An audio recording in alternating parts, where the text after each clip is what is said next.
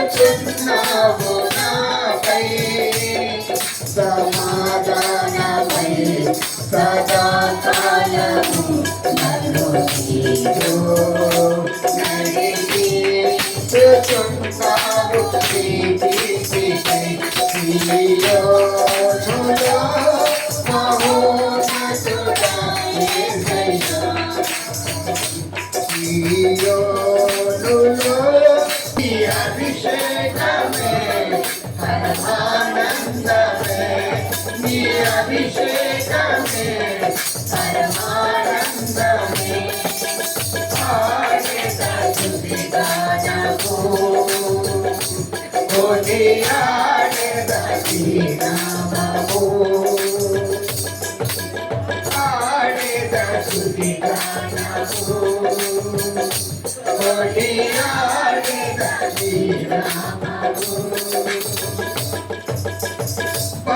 బలహీనతలో నన్ను బలపరచి ధైర్యము నింపితివే నా కార్యములు సఫలము చేసి ఆత్మతో నడిపితివి బలహీనతలో నన్ను బలపరచి ధైర్యము నింపితివే నా కార్యములు సఫలము చేసి ఆత్మతో నడిపితివి యూదా గోత్రపు పరమా సింహమా నీతో నిత్యము విజయాసమే యోధా గోత్రపు పరమా సింహమా నీతో నిత్యము విజయాసమే నీ పరిచర్యలో మహిమానందమే నీ పరిచర్యలో మహిమానందమే ఆడెదగుదిగానము కొనియాడెదగినామము ఆడెదగుదిగానము కొనియాడెదగినామము నీవే నా తండ్రి తండ్రి సకాలంలో మాకు ఇచ్చిన ఈ యొక్క ఆటంకమును తొలగించి ప్రభా మాకు చేరగాలి ప్రభా నాయన ఇంతవరకు నాయన పాడిన పాటలు బిడ్డలు చేసినటువంటి ఆరాధనలో తోడుగా ఉన్నారు ప్రభా మీరు నడవట్టు కదా తండ్రి కార్యములన్నీ జరుగుతున్నాయి ప్రభా నాయన ప్రతి ఒక్కరూ ప్రభా సకాలంలో విజయాలయం చేర్చదయ్యా నాయన రానటువంటి బిడ్డలు ఉండి గృహంలో ఉండిపోయినటువంటి బిడ్డలు ప్రభా వారికి ఆశ కలిగిన ప్రభుగా ఆయన కాలేని పరిస్థితి ప్రభా యేసయ్యా ఆ బిడ్డలకున్న బలహీనత ప్రతి బలహీనత నుంచి దూరపరచండి నాయన ఆలయమునకి ప్రతిరోజు వచ్చే బిడ్డలు ప్రభా నాయన తండ్రి యేసయ్యా వారి బలహీనతలు నాయన ఈ విధముగా ఉన్నప్పటికీ తండ్రి నాయన వారికి తోడుగా ఉండి ఆరోగ్యాన్ని ఇవ్వండి తండ్రి నాయన దేవ ఆతంకములు కలిగించండి ప్రభా యేసయ్యా నాయన తండ్రి నాయన మంగ తోడలు ప్రభా నాయన ఆ బిడ్డకు వచ్చినటువంటి ఆ బలహీనతను పూర్తిగా తీసివేయండి తండ్రి. మంచి బిడ్డకు ఇచ్చారు ప్రభా, వారు అనుకున్న కార్యమును నెరవేర్చారయ్యా గృహంలో తండ్రి. నాయన వారి జనము తండ్రి ఆలయంలో చేయబోయే కార్యక్రమంలో తోడుగా ఉండండి ప్రభా. మీ సేవకుని క్షేమముగా నాయన మా మధ్యకి తీసుకురండి ప్రభా. ఆయన ద్వారా మేము ఏ వాక్యం ఎవరు చెప్పనై ఉన్నారో ప్రభా, ఆయనకి నాయన మీరు తోడుగా ఉండి ఆ లోతైన విషయములు ప్రభా మీ గ్రంథంలో తండ్రి ఎంత మంచి వాక్యములు ప్రతిరోజు మేము వింటున్నాము ప్రభా. దాన్ని బట్టి మీకు వందనాలు ప్రభా. ప్రతి గృహములో ఏ ఆటంకం ఉన్నా తొలగించి తండ్రి వారి బిడ్డల్ని తోడుగా ఉండండి ప్రభా. నాయన పరీక్షలకు సిద్ధపడినటువంటి బిడ్డలు ప్రభా, వారికి తోడుగా ఉండండి ప్రభా. నాయన వారి ఈ సంవత్సరం అంతయు చదివిన చదువుల్లో నాయన వారికి విజయమును అనుగ్రహించండి ప్రభా. నాయన దైవ పరీక్షలు రాసినటువంటి బిడ్డలకి ప్రభా విజయమును అనుగ్రహించి తండ్రి కుటుంబంలో సంతోషమనివ్వండి ప్రభా. వారి యొక్క రాకపోకలు ఎందుకు తోడుగా ఉండండి ప్రభా. దేవాది దేవ తండ్రి గృహంలో ప్రభా ఇంకను అన్యులుగా ఉంది ప్రభా. నాయన మీ నామమును తెలిసి కూడా ప్రభా వారు మీ రక్షణలోకి రాలేకపోతున్నారు ప్రభా. వారికి నాయన మీరు చేసిన గొప్ప మేలులన్నీ జ్ఞాపకం చేసుకొని తండ్రి మీ సంగమునకు వచ్చే భాగ్యమును అనుగ్రహించండి తండ్రి. మీరు చేయవలసిన కార్యములు ఎంత గొప్పవో తండ్రి. మీ మీద నమ్మకముతో ప్రభా నాయన బిడ్డలు ప్రభా నాయన మంచి మార్గంలో నడిపించండి తండ్రి.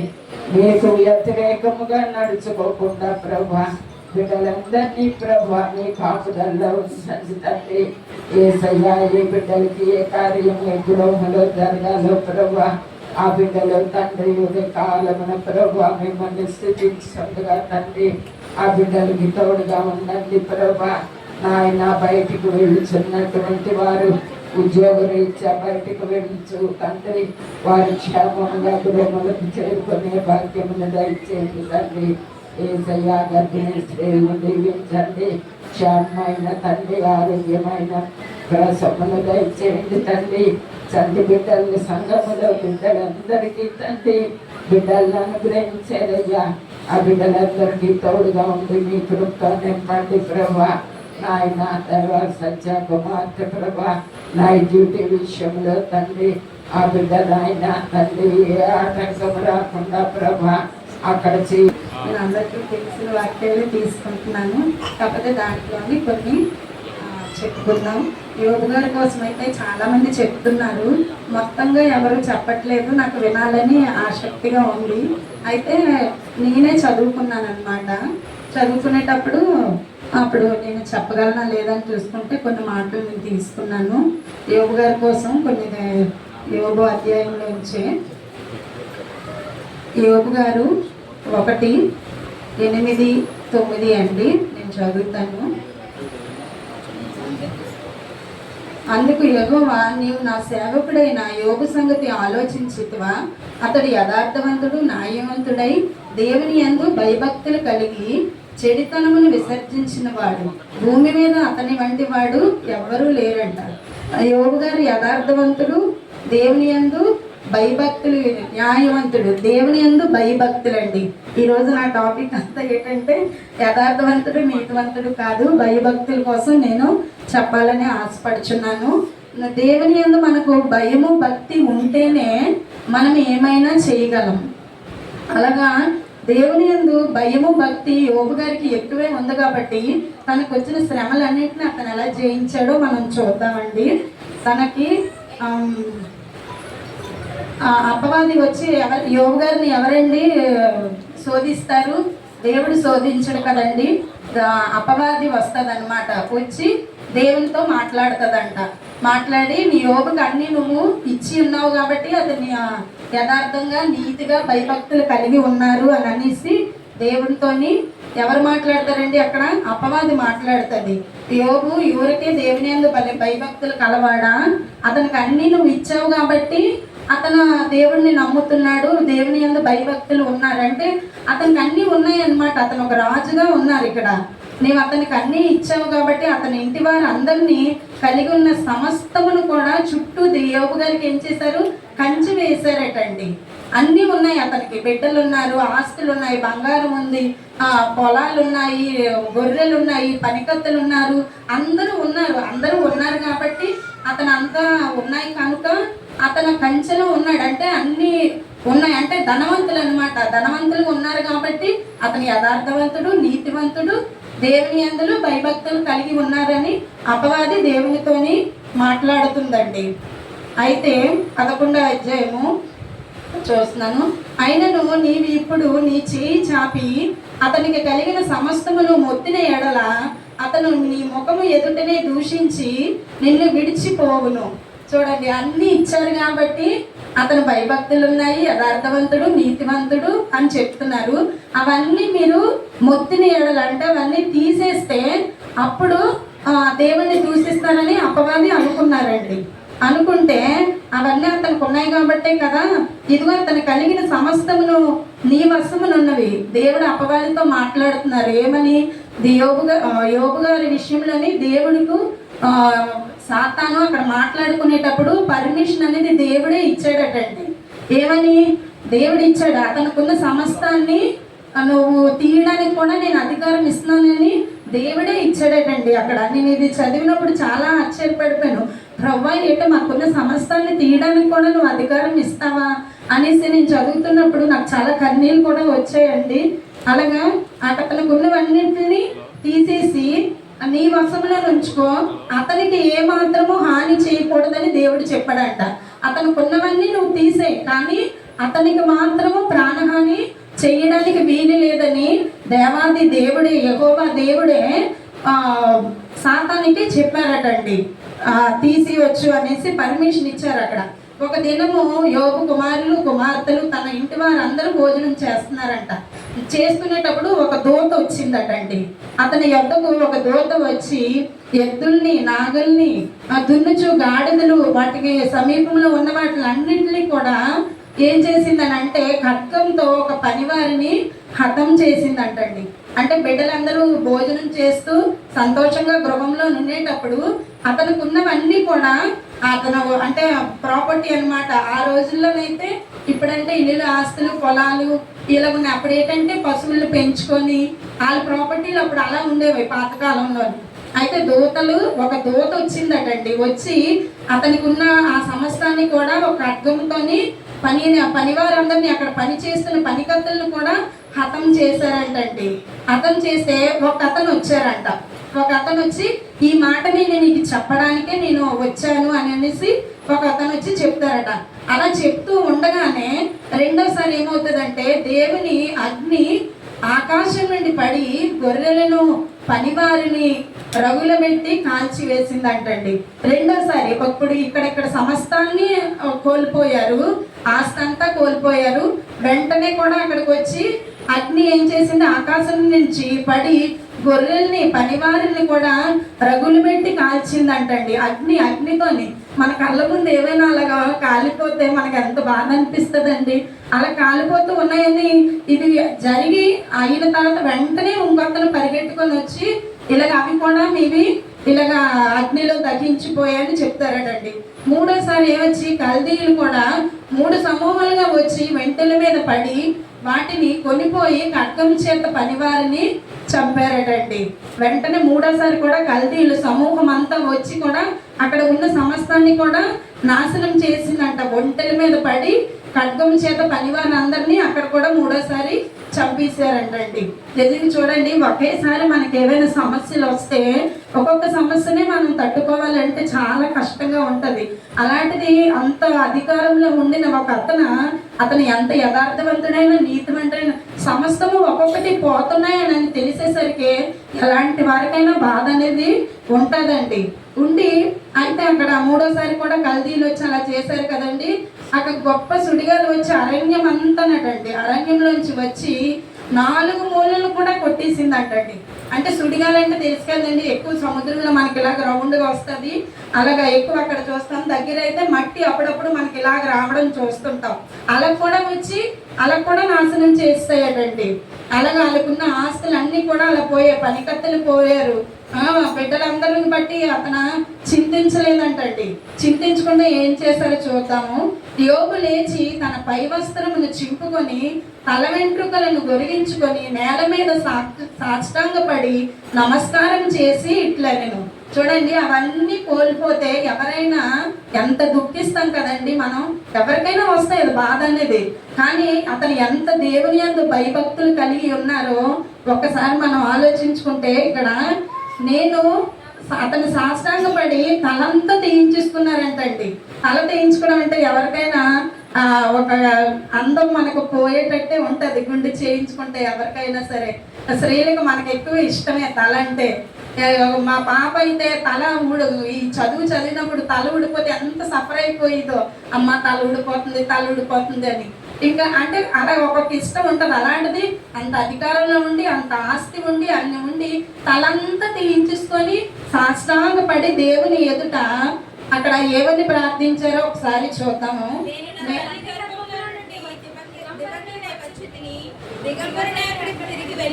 చూడండి, అన్ని ఉండి అన్ని పోతే యోబు గారు ఏంటన్నారు, నేను నా తల్లి గర్భంలో నుండి దిగంబరిగా వచ్చాను, నేను దిగంబరిగా తిరిగి వెళ్ళిపోతాను అన్నారండి. నిజంగానే సమస్తం కోల్పోయిన తర్వాత మనకంటూ ఏమీ లేదని తెలిసిన తర్వాత మనకి ఎలాగుంటుందండి? నేను ప్రభువా నువ్వే ఇచ్చావు కదా, ఏంటి నువ్వే తీసుకున్నావు. మన మనుషులమైతే చాలా రకాలుగా మనం అనుకుంటాము. కానీ యోబు గారు తన భక్తిని అక్కడ కనపరుచుకున్నారండి. సాష్టాంగపడి నేను అనుకున్నాను, నేను చదువుతునేటప్పుడు కింద దొరలి ఏంటి నా ఆస్తులు పోయాయి, నా అంతస్తులు పోయాయి ఇలా అంటారేమో అని అనుకుంటే, ఇక్కడ అలాగ అనలేదంట. తల్లి గర్భం నుంచి మనం ఎలా వస్తామండి? మనం వచ్చినప్పుడు ఎలా వచ్చాం, మనం వచ్చింది కూడా మనకు తెలియదు అసలు ఎలా వస్తామనేది. తర్వాత పుట్టిన తర్వాత ఇదిగో మనకు కొద్ది జ్ఞానం తెలిసిన తర్వాత అమ్మని నాన్నని అందరినీ మనకు చూపిస్తే కానీ ఆ రిలేషన్ కూడా మనకు తెలీదు. కానీ యోబు గారు ఏంటంటున్నారు, అన్నీ నువ్వే ఇచ్చావు, నా తల్లి గర్భం నుంచి నేను ఎలా వచ్చానో నేను అలాగే నేను మాకు ఇవేమి అవసరం లేదన్నట్టు అక్కడ మాట్లాడుతున్నారండి. దిగంబరిగా ఉంటాను, దిగంబరిగా వచ్చాను అని అనేసి యెహోవా ఇచ్చాడు, యెహోవాయే తీసుకెళ్ళిపోయాడంట. చూడండి, నిజంగా కొన్ని మనకు వచ్చేటప్పుడు చాలా ఆనందపడతాం. ఆస్తులైనా మనకు వచ్చిన వెండి బంగారాలైనా ఏవైనా అవి కోల్పోయేటప్పుడు ఎవరైనా మానసికంగా కొంత వేదన అనేది ఉంటుంది. అయ్యో ఉన్నాయి అన్నీ పోయాయి అలా మనం అనుకుంటాం, మానవులం కాబట్టి. నిజంగా దేవుని యందు భయభక్తులు కలిగిన వాళ్ళైతే పోయినా కూడా చింతించనంటండి. నేను యోబు గారి కోసం చదువుతునేటప్పుడు నేను అదే అనుకున్నాను, పోయినా యెహోవాయే ఇచ్చెను, యెహోవాయే తీసుకొని అంట. నిజంగా అవును కదా, మనం పుట్టినప్పుడు ఏమైనా తీసుకొని వచ్చామా? తర్వాత ఏమీ తీసుకొని రాలేదు. మనం చనిపోయినప్పుడు కూడా మనం ఏమీ తీసుకొని పోమండి. అన్నీ కూడా ఇక్కడ వదిలేసి వెళ్ళవలసిందే. ప్రతి ఒక్కరి జీవితంలో కూడా మనం ఏది విడిచిపెట్టకూడదంటే భయము, భక్తి. దేవుని వల్ల మనం భయపడి బ్రతకాలన్నమాట. అమ్మో దేవుడు ఏదైనా మనకి ఇలా చేస్తే తప్పేమో మనకి ఎవ్వరూ చెప్పనవసరం లేదు. అమ్మగారులు అక్కడ చెప్పారు కదండి, మనసాక్షి కోసం. మన మనసాక్షి మనకి చెప్తూ ఉంటుంది. ఒకవేళ మనం తప్పులో తోవలో వెళ్ళినా కూడా మనుషులు ఎవరైనా చెప్తే మనకు అర్థమవ్వవు. కానీ దేవుని వాక్యం మనతో మాట్లాడేటప్పుడు మనకి దేవుని ఆత్మే మనతోని మాట్లాడి నడిపిస్తుంటది అనమాట. ఇంకా అలాగా ఇంకొకసారి వస్తే 2వ అధ్యాయంలో ఒక దేవదూత యెహోవా సన్నిధిని నిల్చుటకై వచ్చిన మరి ఒక దినము తటస్థించింది. మళ్ళీ రెండోసారి దూత వచ్చిందంటండి. ఎవరి దగ్గరికి? యేసయ్య దగ్గరికి వచ్చి అపవాది యెహోవా సన్నిధి నిలుచుటకై అక్కడికి వచ్చిందంట. యెహోవా నీవు ఎక్కడి నుండి వచ్చిందివి వాని అడుగా అపవాది ఏమన్నదంట, భూమిలో ఇటు అటు తిరుగుచు అంతలో సంచరించుచున్న వచ్చిందనని యెహోవాతో ప్రత్యుత్తరం. భూమి మీద అటు ఇటు తిరగడం అంటే నాకు కొద్దిసేపు అర్థం అవ్వలేదు. అదేంటి ప్రభువా, అపవాది అంట భూమి మీద అటు ఇటు తిరుగుతుందంటండి. నిజంగా దేవుని యందు భయభక్తులు కలిగిన బిడ్డలు అయితే ఇప్పుడు ఇంతమంది ఇలా వస్తున్నారంటే దేవుని యందు నిజంగా భయము భక్తి ఉంది కాబట్టి దేవుని మాటలు వినాలని ఆసక్తితో వస్తున్నారు. అటు ఇటు తిరుగుతుందంట అపవాది. అటు ఇటు తిరుగుతూ ఏం చేయాలో తెలియక దేవుని దగ్గరికి వెళ్ళి అక్కడ మాట్లాడుతుంది. నువ్వు ఎక్కడున్నావు అని అడుగుతున్నప్పుడు దేవుడు భూమి మీద నేను అటు ఇటు తిరుగుతున్నాను అంటారు. మనం కూడా చాలా మందిని చూస్తామండి, తన జీవితాల్లో వాళ్ళు ఎందుకు బ్రతుకుతున్నారో తెలీదు, ఎందుకో వాళ్ళ జీవితానికి ఒక అర్థం ఉండదన్నమాట. ఎక్కడెక్కడికో వెళ్ళాలని ఆశపడుతుంటారు, కానీ అటు ఇటు తిరగడం వల్ల మనకు వచ్చిన ప్రయోజనం ఏమీ ఉండదు. ఇప్పుడు చెడు స్నేహితులతో తిరిగాం అనుకోండి, ఒక వైన్ షాప్ దగ్గర ఒక నలుగురితో ఫ్రెండ్షిప్ చేస్తే అక్కడికి వెళ్తే చెడ్డ బుద్ధులే మనకు వస్తాయి. ఎందుకంటే వాడు తాగుతుంటే మనకు అలవాట్లే వస్తుంటాయి అన్నమాట. భూమి మీద చాలా మంది కూడా ఒక ప్రయోజనం లేకుండా తిరుగుతూ ఉంటారు. చదువుకున్న పిల్లలు చదవాలి, జాబ్ చేసిన వాళ్ళు జాబ్ చేయాలి. అలాగే దేవుడు ప్రతి ఒక్కరికి ఒక హౌస్ వైఫ్గా ఉండేటప్పుడు మన ఇంట్లోని బిడ్డలకి, భర్తకి, మన ఇంట్లో ఉన్న వాళ్ళకి మనం అవన్నీ చేయాలి. మనకంటూ దేవుడు కొన్ని బాధ్యతలు పెడతాడు. కానీ కొంతమంది నేను చూస్తాను, భార్య పట్ల బాధ్యత ఉండదు, భర్త పట్ల బాధ్యత లేని భార్యని చూస్తాను. బెడ్లో కూడా ఎటు తిరుగుతున్నారో వాళ్ళకి అర్థం అవ్వదు, చెప్పిన మాట వినరు. నేను చాలా మందిని చూసినప్పుడు నాకు అనిపించింది, అటు ఇటు తిరిగిన వాళ్ళందరూ కూడా అపవాది సంబంధులేమో. ఎందుకంటే వాళ్ళ జీవితంలో ఏం చేస్తున్నాం మనకంటూ స్టీఫెన్ పాలయ్య గారు చెప్పిన వాక్యాలు నేను డైలీ వింటానండి. 12 సంవత్సరాలు ఇంకా బిడ్డలకు వచ్చిన తర్వాత తన ఎత్తుకునే పరుపు కూడా ఆ బిడ్డకు మనము ఎత్తుకోమని నీట్ చేయమని నేర్పించాలి అని అనేటప్పుడు చిన్న చిన్న విషయాలే, కానీ వాళ్ళకి అవి చేయడం వల్ల ఒక క్రమం అనేది వాళ్ళకి తెలుస్తుంది. మనం సండే స్కూల్ కానీ యూత్ మీటింగ్స్ కానీ పిల్లల్ని ఇలా ప్రోత్సహించడం వల్ల వాళ్ళకి దేవుని యందు ఒక భయము, భక్తి వస్తుందండి. లోకంలో ఈ టైంలో మనం ఎన్నో తిరగవచ్చు, పార్కులకు వెళ్ళొచ్చు, ఎక్కడికైనా వెళ్ళొచ్చు, కానీ అక్కడికి వెళ్తే లేని ఒక ధన్యత ఇక్కడ దేవుని యందు మనకి ఉంటాయి అన్నమాట. అలాగే అపవాదంటే అటు ఇటు తిరుగులాడి అటు ఇటు తిరిగిన వాళ్ళతో కూడా మనం చాలా తక్కువ ఉండాలి. నేను అదే అనుకున్నాను, ప్రభువా అటు ఇటు తిరగడం ఏంటి అని అంటే ఏం చేయాలో ఒక అర్థము లేదు, జీవితానికి ఒక అర్థం లేకుండానే మరి బ్రతుకులు చాలా మందివి కంటిన్యూ అయిపోతున్నాయి అనమాట. మన పరిస్థితులు అయితే అట్టి రీతిగా మనం ఉండకూడదండి. దేవుణ్ణి నమ్ముకున్నాం కాబట్టి మనకు ఒక ప్రయోజనకరంగా ఎవరైనా చెప్పుకుంటే మనకు ఒక మాదిరిగా మనము బ్రతకాలి. అతడు యథార్థవంతుడు, న్యాయవంతుడు. రెండోసారి కూడా దేవుడు చెప్తున్నాడండి, దేవుని మందు భయభక్తులు కలిగి చెడుతనం విసర్జించిన వాడు.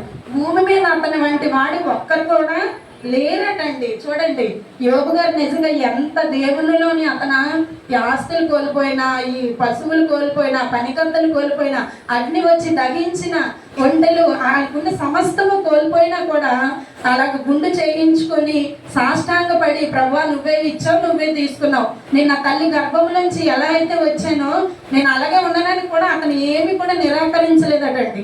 నిరాకరించక రెండోసారి కూడా అపవాదితోని దేవుడు అక్కడ మాట్లాడి ఉన్నాడు. ఇంకా అలా ఇంకొకటి చూస్తే, ఇంకొకసారి నువ్వు చేయి చాపి అతని ఎముకను, అతని దేహమును మొత్తిని ఎడల అతడు నీ ముఖము ఎదుటనే దూషించి నిన్ను విడిచిపోవును అనెను. అపవాది చూడండి ఎన్ని తీస్తున్నా ఇంకా కూడా తన భక్తిని కోల్పోతారని దేవునికి ఇంకా ఒకటి చెప్తూనే ఉంది. అతని ఎముకలు, అతని దేహాన్ని కూడా నువ్వు గాయపరిస్తే అప్పుడైనా సరే దేవుణ్ణి విడిచిపెడతాడేమో అని ఇక్కడ మాట్లాడుతున్నారండి. చాలాసార్లు మనకు కూడా ప్రతి ఒక్క మనుషులకి ఏదో ఒక అనారోగ్యం ఉంటుందండి. ఒకరికి ఉన్నది ఒకరికైతే ఉండదు. కానీ అలాంటప్పుడు నిజంగా మనం భక్తిలో ఉంటే మనకి ఎంత ఆపద వచ్చినా మనం ఏంటనుకుంటామంటే దేవుడి మీద మనము ఆధారపడిపోతాం. ఎందుకంటే చాలా మంది ఇక్కడ మనం ప్రవక్తల్ని చూస్తున్నాము, ఎంతోమంది దైవజనులు చెప్తున్నారు. అందుకే మనం ఎవరి మీద ఆధారపడతాం, దేవుడే నా ఆధారం అని మనం అనుకుంటాం. ఎందుకంటే ఎన్నో సంవత్సరాల నుంచి మనం వింటున్నాం కాబట్టి మనం దేవుడి మీద ఆధారపడతాం. అలాగే ఇక్కడ కూడా అపవాది ఏంటంటే భక్తిలో ఉన్న వాళ్ళని ఏదోలాగా తన భక్తి కరెక్ట్ కాదు, తన దేవుడి నుంచి తొలగిపోతాడు, మనం ఏదో ఒక పెట్టాలి అని అనేసి అపవాది పని ఏం చేయాలని చూడండి, ఆస్తులు ఒకదాని తర్వాత ఆఖరికి శరీరం మీద కూడా వచ్చారు. తన ఎముకలను కూడా అతని దేహాన్ని కూడా నువ్వు మొత్తి చూడు, అప్పుడు ఏమంటాడో అంటే అలా కూడా అక్కడ ఇంకొకసారి అది కూడా జరిగింది. అందుకు యెహోవా అతను నీ వశములో ఉన్నాడు, దేవుడే కదా పర్మిషన్ ఇచ్చాడు. అపవాది అవన్నీ పెడుతుందటండి, దేవుడే పర్మిషన్ కూడా అతను నీ వశంలో ఉన్నాడు అని అనేసి దేవుడు అక్కడ మాట్లాడుతున్నారంట. అతని ప్రాణము మాత్రం నువ్వు ముట్టడానికి సెలవు దేవుడు ఇవ్వలేదు. నువ్వు ఎన్ని అతనిలోంచి తీసినా అతని ప్రాణాన్ని ముట్టుకోవడానికి మాత్రం అపవాదికి పర్మిషన్ యెహోవా తండ్రి ఇవ్వలేదటండి అక్కడ. కాబట్టి అపవాది యెహోవా సన్నిధి నుండి బయలు వెళ్ళి అరికాలు మొదలుకొని నడినెత్తు వరకు బాధలు కురుపులతో యోబును మొత్తెనంట. చూడండి, అంటే ఆస్తులు పోయాయి, డబ్బులు పోయాయి, పనికత్తులు పోయారు, ఇవన్నీ పోయాయి. ఇంకా యోబు గారికి మిగిలింది ఏముందండి? శరీరమే ఉంది. ఎందుకంటే దాన్ని మనం పక్కన పెట్టలేము. దేవుడు మనకి ఇచ్చిన ఆత్మ ఉన్నంత వరకు మన శరీరాన్ని మనం వేరు చేసి పక్కన పెట్టడానికి జరగదు. అతనికి ఉన్న భక్తి ఎంత భక్తి అక్కడ చూడండి. నిజంగా దేవుని వందు భయభక్తులు గలవారం అయితేనే అలా ఉంటామేమో అని నాకు అనిపించింది. శరీరం అంతా కూడానటండి, అతని శరీరం చిల్లు పెంకులతోనే గీక్కున్నంత వరకు వచ్చిందంట. అంటే ఇంకా ఆ బురదని భరించలేక ఆ పెంకులతో కూడా అక్కడ గీక్కున్నట్టు. అతని భార్య కూడా వచ్చిందటండి. అతడి ఒళ్ళు గొగ్గుళ్ళు పుట్టికై చిల్ల పెంకులు తీసుకొని బూడిదలో కూర్చుండగా అతని భార్య వచ్చి, నీ వెంకను యథార్థను వదలవా అని అడుగుతుందంట. శత్రువులు ఎక్కడో ఉండరు అని అన్నట్టు చూడండి, మన పక్కనే అంటే భార్య తన భక్తిని చూసింది. భార్య అంటే మన పక్కనే ఉంటారు కదండి, భార్య భర్తలు వేరే వేరేగా ఉండరు కదా. తన నిజాయితీని చూసింది, అతని యథార్థతని చూసింది, అతని యెహోవా తండ్రిని ఇవన్నీ చూడకుండా భార్య అయితే ఉండదు కదా, పక్కనే ఉంది. అయినా ఆవిడ కూడా అంటుందంట, ఏమని? ఇంకను నువ్వు యథార్థతను వదలవా.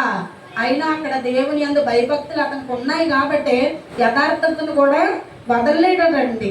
ఆ భార్య కూడా ఆ మాటే అంటుందంట.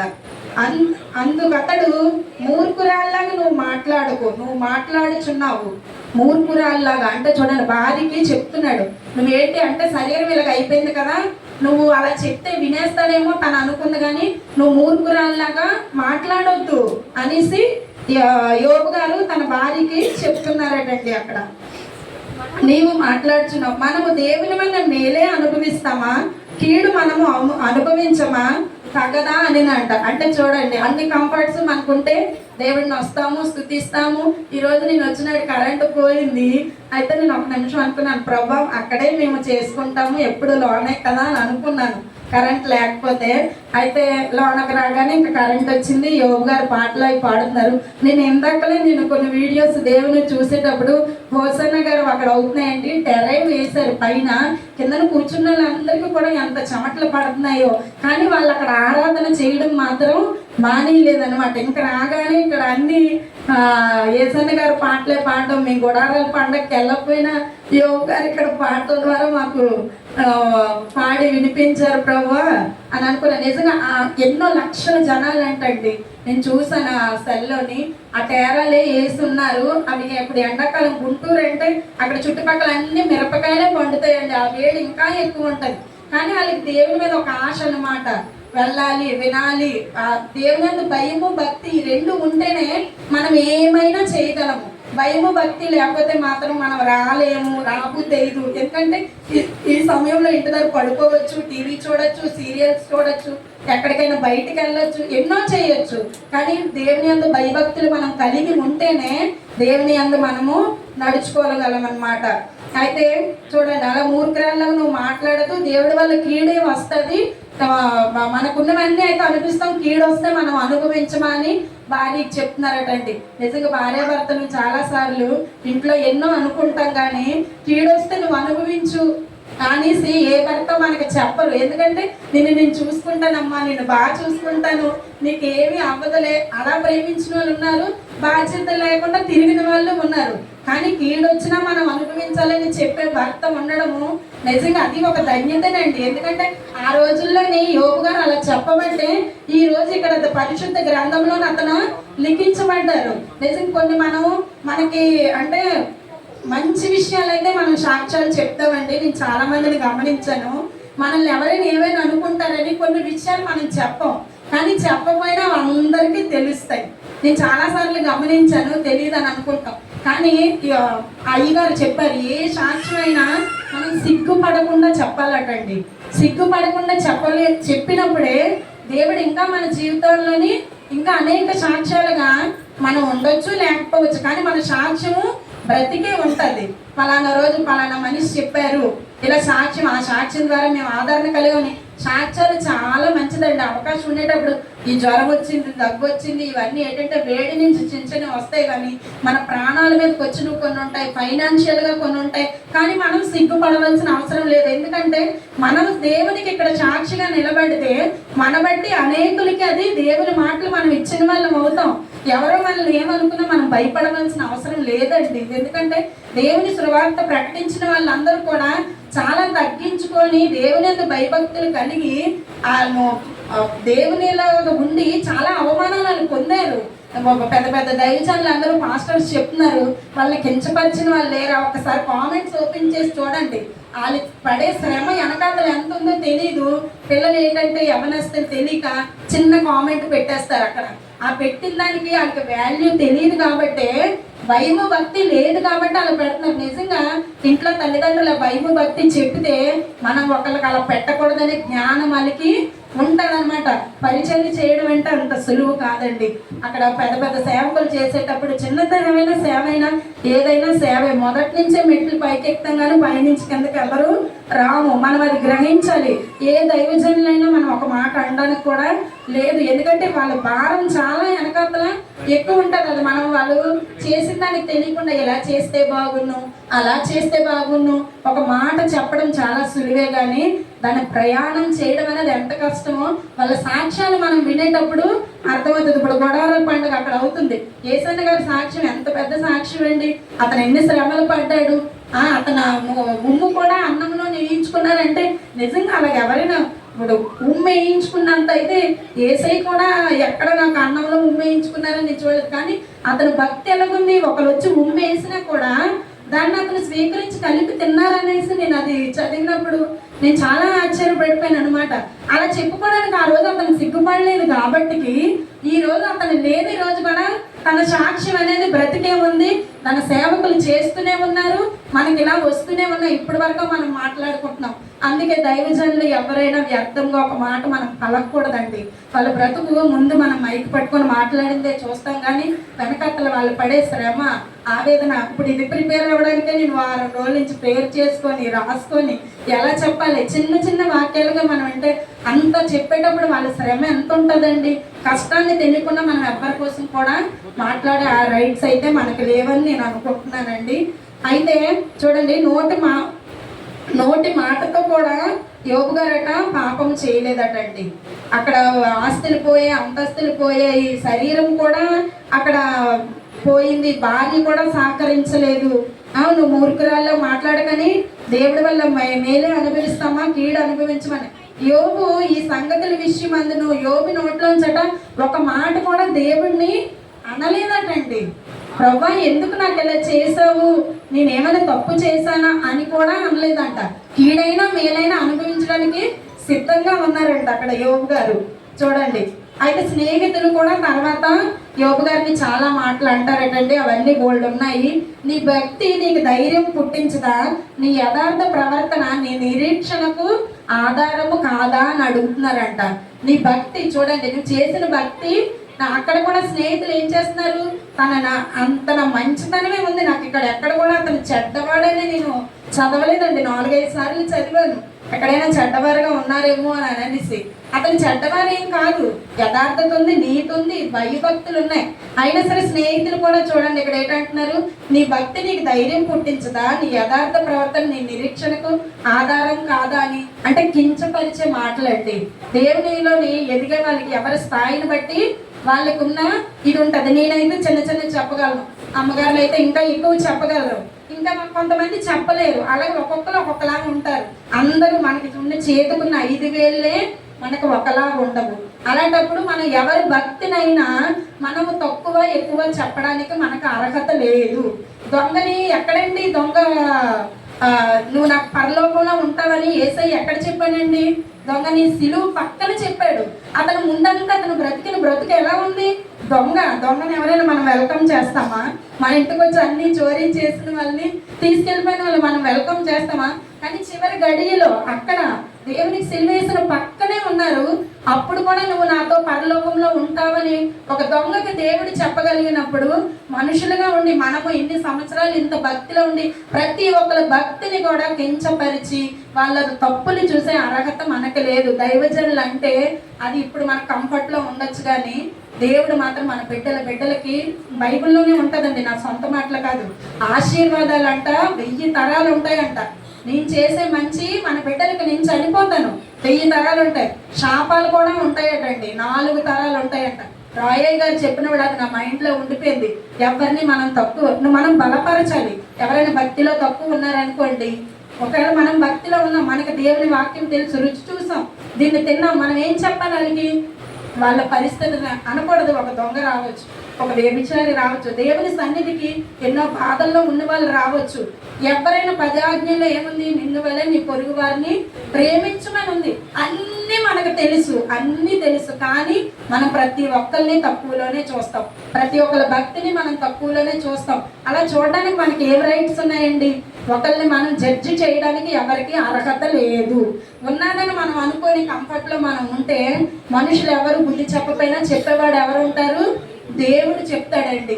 నువ్వు అనుకోవచ్చు ఈరోజు నాకు చెప్పేవాళ్ళు ఎవరు లేరు, ప్రతి ఒక్కరిని అంటారు, కానీ దేవుడు కంపల్సరీ ప్రతి ఒక్కరికి చెప్తారు. నేనైనా సరే ఎవరినైనా తక్కువ చేసి మాట్లాడాలనుకో, వేరే ద్వారా దేవుడు నాతో మాట్లాడతాడు, నువ్వు చేసింది కరెక్ట్ కాదు అని. అప్పుడు మన మనస్సాక్షి అమ్మగారు చెప్పినట్టు మనం గర్తించేటప్పుడు మనం సిగ్గుపడకూడదు. దేవుని దగ్గర మనం ఒప్పుకొని, అవును ప్రభా నేను ఇలా చేశాను, నన్ను క్షమించు. ఎందుకంటే మనకు నోటితో మనం క్షమించాలని అనలేదు అనుకోండి, ఎవరికి అది నష్టం?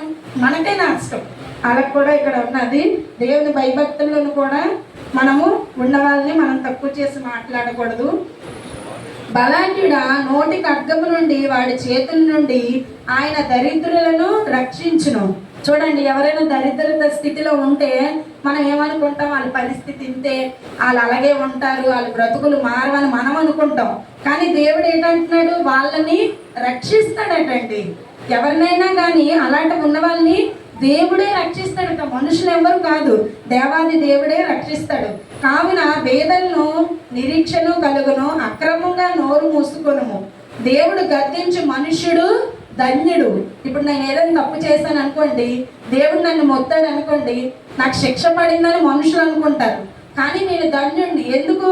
దేవుడు నన్ను అక్కడి నుంచి, ఆ ప్రాబ్లం నుంచి క్లియర్ చేసి నన్ను తీసుకొని వచ్చాడు. అప్పుడు నా పాపాన్ని అతని రక్తంలో కడిగాడు. అప్పుడు నేను ఏమవుతాను? దేవుని దృష్టిలో, మనిషి దృష్టిలో నేను ఎప్పుడూ పాపినే. మనుషులు ఎప్పుడూ మనల్ని తక్కువ చేసే చూస్తారు. మనుషుల దృష్టిలో ఎప్పుడు కూడా మనము దయ్యని కానీ జాలిని కానీ పొందాలని ఎప్పుడు వెయిట్ చేయకూడదండి. దేవుని అందే మనము కనికరమైన ఏదైనా, ఎందుకంటే దేవుడి దయ మనకుంటే ఏమీ మనకు లేకపోయినా అన్నీ ఉన్నట్టే అనిపిస్తుంది. నేను అది అనుభవించానండి. నేను అనుభవించకుండా ఏది ఇక్కడ నేను చెప్పట్లేదు. ఆయన గాయపరిచిన వాళ్ళని గాయములను కట్టును, ఆయన గాయము చేయును, ఆయన చేతిలో స్వస్థపరచును. అతని గాయాలు ఉన్న దేవుడు యేసయ్య చేతులు గాయాల చేతులే కదండి. మనకి ఏదైనా మన జీవితాలు అందరిలోని కూడా ఆరోగ్యపరంగా ఏదో ఒకటి వస్తుంది. మీరు నమ్మినా నమ్మకపోయినా నాకు పెరాలసిస్ వచ్చిందండి చిన్న వయసులో. మీరు నమ్మరు, మా బాబు చాలా చిన్నోడు. ఇక్కడికి నేను రాకముందే పెరాలసిస్ ఎలా ఉంటుందో నేను రుచి చూశాను. నా మూతి ఇక్కడికి వెళ్ళిపోయింది. అవి ఎవ్వరికీ మీకు తెలీదు. మా పీటర్ గారు నాకు చాలా సేవ చేశారండి. అన్ని ఇంట్లో ఉదయం కుక్ చేసి వెళ్ళి, నిజంగా నేను ఒక్కొక్కసారి అంటే జరిగిపోయిన మనం జ్ఞాపకం చేసుకోము, కానీ ఒక్కొక్క సమయంలో మనకి జ్ఞాపకం వస్తాయి. నేను అప్పుడు అనుకున్నాను, ప్రభా నా బిడ్డలకు తల్లిగా నేను లేకపోతే అలాగా నేను నడవలేకపోయేదానండి. సూర్య హాస్పిటల్ వైజాగ్లో ఉంటుంది, కేజీహెచ్ పక్కన. అక్కడ నేను ట్రీట్మెంట్ తీసుకున్నానండి. తీసుకుంటే నాకు చిన్న వయసులో రావడము, పట్టుకొని నడమనేవారు.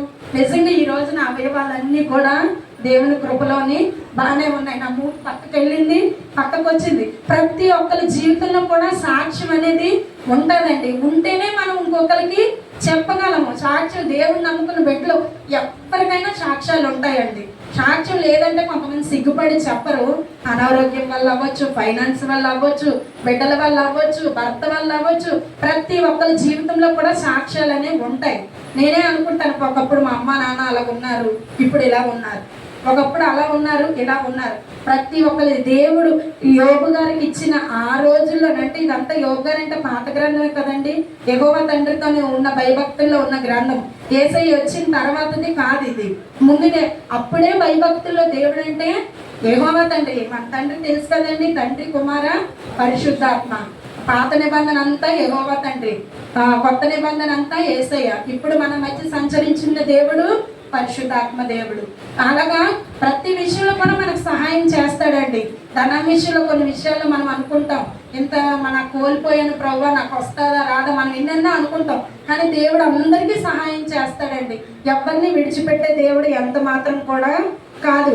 ఎవరైనా నోటి మాటలతోని మనకి నొప్పి కలిగించినా ఆ నొప్పి కూడా మనకు తగలకుండా ఆయన చాటు చేస్తాడంటండి. చూడండి, నోటి మాటల చేత కలుగు నొప్పి నీకు తగలకుండా ఆయన నిన్ను చాటు చేస్తాడంట.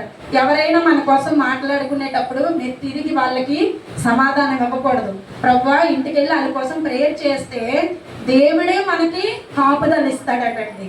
నిజంగా దేవుని మాటలు మనకి ఎంత ఆదరణ ఇక్కడ కలిగిస్తున్నాయి కదా. నోటి మాటలతో వచ్చి నొప్పి కూడా మనకు అతను తగలనివ్వడంటండి.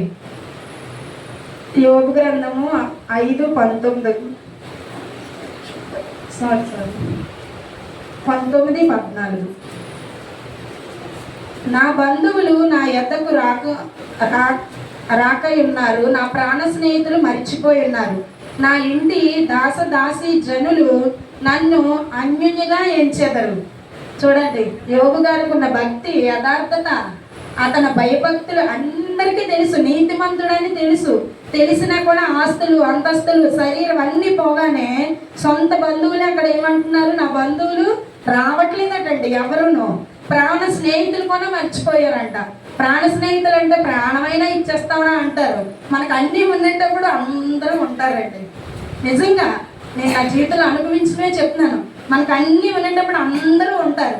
నీ ఇంట్లో అన్నీ నేను కోల్పోయినప్పుడు నీ ఇంటికి ఎవరైనా వచ్చి నిన్ను దర్శిస్తారు చూడు, ఆ స్నేహాన్ని ఎప్పుడూ మనం మర్చిపోకూడదండి. ఎందుకంటే మన ఇంట్లో ఏంటున్నాయో వాళ్ళకి తెలిసినా మనతో ఫ్రెండ్షిప్ చేస్తున్నారంటే వాళ్ళే నిజమైన స్నేహితులు. చూడండి, ప్రాణ స్నేహితులు కూడా మర్చిపోయారంట యోబు గారిని. ఇంటి దాసీలు జనులు నన్ను అన్యునిగా ఎంచారంట. అతని భయము, అతని భక్తి, యథార్థత, నీతి మొత్తాన్ని మనుషులు ఏమన్నారు, అన్యులు అనేసారంట. అన్యులు అని అన్నట్టు అక్కడ మాట్లాడారు. నా ప్రాణ స్నేహితులందరికీ నేను అసహ్యుడనైతిని. చూడండి, అతని భయము, భక్తి ఇవన్నీ మర్చిపోయి నేను ప్రేమించిన వారందరూ నా మీద తిరగబడ్డారటండి. ఆ కాలం నుంచి కూడా ఉంది ఇవన్నీ. ఇప్పుడు జనరేషన్ నుంచే ఇవేమీ లేవు. ప్రాణ స్నేహితులు కూడా అతని మీద తిరగబడుతున్నారటండి. స్నేహితులను కూడా మనం మంచి స్నేహితులనే ఎంచుకోవాలండి. మనకు హానికరంగా, మనలకు విరోధంగా, మన మీద నిందలు, అవమానాలు, మోపనాలతో మనం దూరంగా ఉండాలి. ఎందుకంటే అలా అంటే ఇష్టం లేక కాదు, వెళ్ళి ప్రాబ్లమ్స్ మనం తెచ్చుకోకూడదు. ప్రాబ్లమ్స్ మనకు రాకూడదంటే మనము మన కంఫర్ట్లోనే ఉండాలి. యోబు 32 ఒకసారి చూద్దాము. నేను అక్కడక్కడ తీసుకున్నానండి.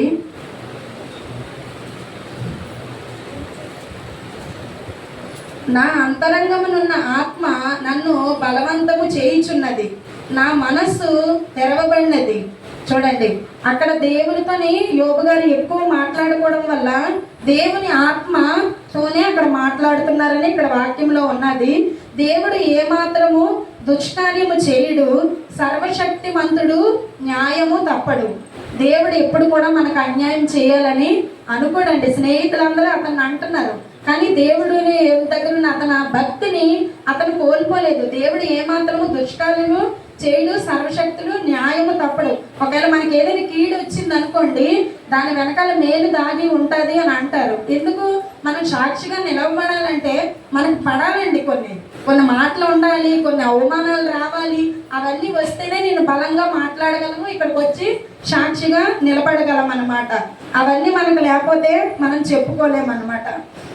శ్రమపడి వారికి కలిగిన శ్రమ వలన ఆయన విడిపించును, బాధ వలన వారికి విధేయులుగా చేయును. అంతేకాక బాధలో నుండి ఆయన నిన్ను తృప్తించును, ఇరుకులేని విశాల స్థలమును నిన్ను తోడుకొని పోవును. నీ ఆహారంలో క్రొవ్వుతో నింపును. శ్రమ పడినా మనకు అది ఎంతో కాలం ఉండదండి. దాంట్లోంచి విడుదల కూడా దేవుడు ఇస్తాడు. శ్రమ పడిన వారికి కలిగిన శ్రమ వల్ల ఆయన మనం ఆ శ్రమ నుంచి కూడా ఎలా లేవనెత్తాలో దేవునికి తెలుసు. భూమి ఆకాశంలో సృష్టించిన దేవుడికి నాకు వచ్చిన ఇంత చిన్న సమస్య దేవునికి తెలీదా? తెలుసు. అది కూడా దానిలోంచి మనకు విడుదల వస్తుంది. మనకి ఇరుకులోనే మనకి విశాలత కూడా వస్తుంది అన్నమాట. మనం భయపడవలసిన అవసరం అయితే లేదండి. మరియు యోబు తన స్నేహితుల నిమిత్తము ప్రార్థన చేసినప్పుడు యెహోవా అతని క్షేమస్థితిని మరలా అతనికి దయచేశాడటండి.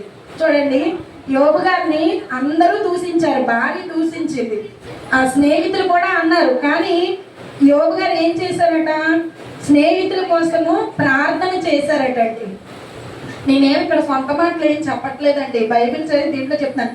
మనల్ని ఎవరైనా దూషించారనుకోండి, మనకు తెలిసింది అనుకోండి, మనం ఇంటికి వెళ్ళి వాళ్ళ సమస్యల కోసం, వాళ్ళ బాధల కోసం, వాళ్ళు పడుతున్న ఇబ్బందుల కోసం మనం ప్రార్థన చేస్తే దేవుడు మన జీవితంలో మనకి విజయాన్ని ఇస్తాడు.